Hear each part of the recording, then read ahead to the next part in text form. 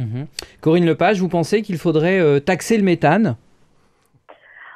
Ah ben, je pense que ce qui vient d'être dit par Monsieur le Haut-Commissaire est tout à fait juste. C'est grosso modo 24%. Vous avez aussi les CFC, le protoxyde d'azote. Sachant que le méthane est beaucoup plus embêtant que la tonne de CO2, puisque une tonne de méthane correspond à 24 tonnes de CO2 en termes d'impact sur le changement climatique. Donc ceci nous impose de revoir complètement nos modèles agricoles. Mais vous savez, ne nous y trompons pas. Nous sommes dans un changement de modèle économique. Alors, pour les pays du Sud, c'est plus difficile parce que ils ont des problèmes de pauvreté, de développement, mais à certains égards, c'est plus facile que pour les pays du Nord qui ont à tout changer. Dans les pays du Sud, je pense qu'il y a un certain nombre d'étapes qui vont pouvoir être économisées et ça, c'est un atout considérable. Et puis, les pays du Sud ont le soleil. Et par voie de conséquence, l'énergie, et l'énergie propre du XXIe siècle, là, je pense qu'à partir de là, il y a un mode de développement qui est tout tracé. Alors, au moment où l'avion Solar Impulse est au-dessus du Maroc, l'Europe, elle, choisit aussi de cibler le secteur aérien. On sait gros pollueur et donc a adopté une taxe sur le carbone. On le sait que cette taxe est loin de satisfaire, très loin de satisfaire Washington et Pékin, qui ne veulent tout simplement pas en entendre parler. On voit tout cela dans le détail avec Pierre Sparaco, qui est spécialiste du secteur aérien. Les partisans de cette taxation estiment que le transport aérien est un facteur de pollution de l'atmosphère et ne doit en aucun cas bénéficier d'un traitement, disons, privilégié. Et les opposants ne sont pas nécessairement opposés à l'idée de la taxation, mais estiment que le transport aérien est une activité par définition totalement mondiale et que ça n'a pas vraiment de sens d'imposer une taxation qui ne concerne qu'une partie du monde.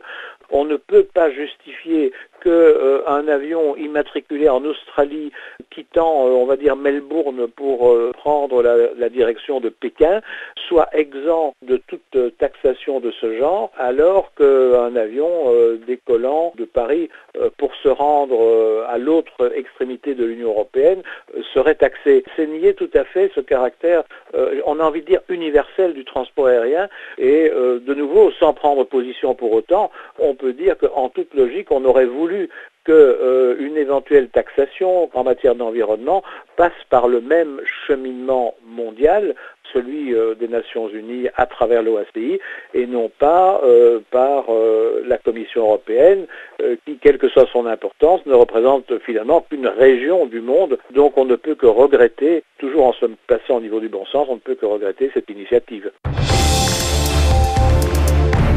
Alors Corinne Lepage, entre multilatéralisme de l'OACI et taxes européennes, quel est votre choix?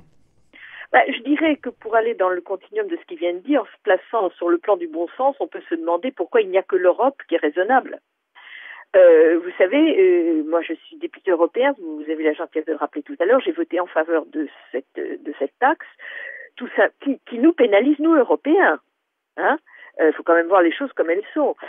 Tout simplement parce que je suis convaincue qu'il faut aller dans cette direction et que puisque nous ne sommes pas capables de l'imposer au monde, que l'humanité n'a pas la sagesse de se l'imposer à elle-même, eh bien nous les Européens, au moins nous devons le faire pour nous.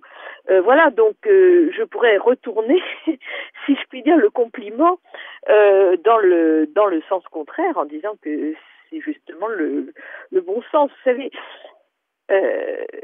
on parle aujourd'hui, enfin je pense qu'au Maroc c'est aussi vrai, mais enfin nous en Europe on est obnubilés et à juste titre par la crise financière et la crise économique, sauf que il y a 7-8 ans, la crise financière elle arrivait, nous étions un certain nombre à souligner le caractère incompréhensible d'un modèle économique et financier dans lequel la finance représentait facteur 10 ou 30 ce que représentait l'économie, que ça ne pouvait pas durer, et pourtant on considérait que c'était pas fondamental, qu'il fallait continuer. Eh bien, il se passe exactement la même chose avec les problèmes liés au changement climatique et plus généralement aux défis écologiques, à la perte de biodiversité, aux problèmes de l'eau, au problème des pollutions des sols.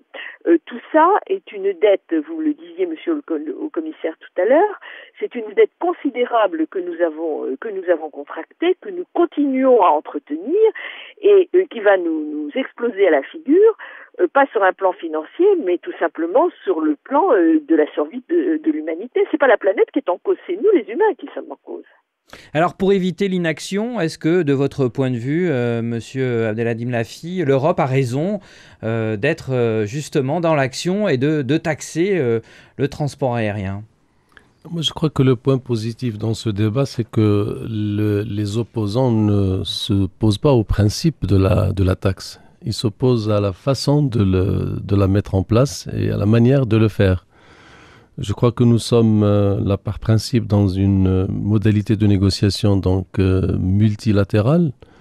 Et je crois que un certain nombre de pays et leurs réactions ont montré qu'il y a peut-être une nécessité d'ouvrir le dossier sur une échelle un peu plus large et que ça ne soit pas cantonné donc à l'espace européen.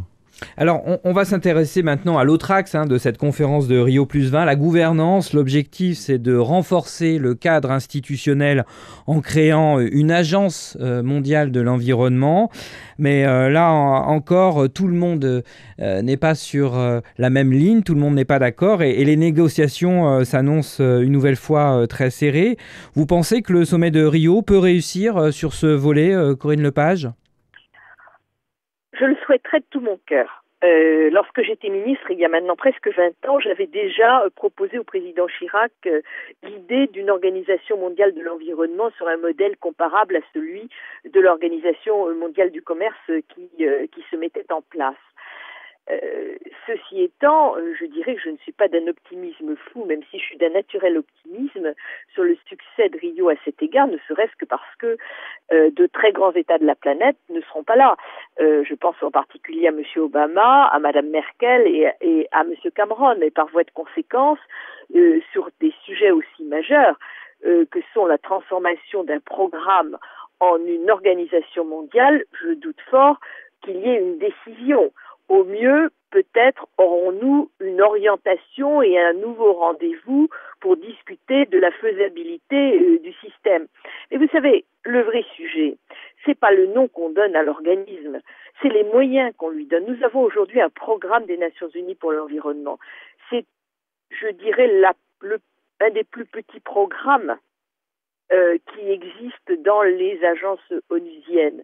L'objectif, c'est de savoir si on est prêt à donner davantage de moyens, à la fois financiers et juridiques, à cette organisation. Si il n'y a pas d'organe de règlement des différends comme il en existe pour l'OMC, s'il n'y a pas une capacité de faire prévaloir les accords environnementaux quand ils existent, de les faire appliquer, de les faire sanctionner, on va amuser les négociateurs, mais je dirais que pour nous tous, ça ne changera strictement rien à la situation actuelle. Monsieur Lafi, vous pensez qu'il faudrait aussi, pour que cette organisation mondiale de l'environnement voit le jour, une vraie volonté politique qui aujourd'hui manque et de vrais financements ? Je crois que si on s'oriente vers la création d'une organisation mondiale de l'environnement, c'est parce qu'on reproche au PNUE d'avoir un certain nombre de contraintes. Et je crois que la première contrainte, c'est de passer donc du statut du PNUE actuellement, qui regroupe à peu près un peu moins de 60 États, de passer à une organisation universelle dans laquelle adhèrent l'ensemble des États.